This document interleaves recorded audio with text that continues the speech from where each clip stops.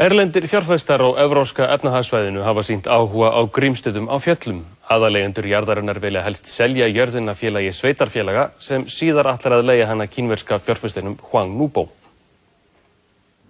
Systkinin Guðný og Jóhannes Hauksson eiga helmingshlut í Grímsstöðum á Fjöllum.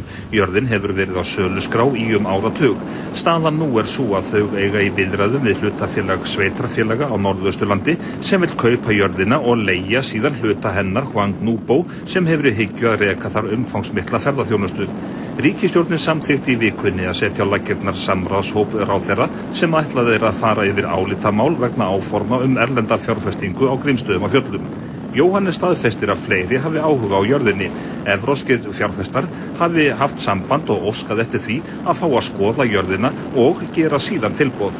Jóhannes segir að helst vilji hann selja sveitarfélögunum jörðina en gangi það ekki eftir, geti staðan orðið svo að evrópskir fjárfestar eignist Grímsstaði á Fjöllum.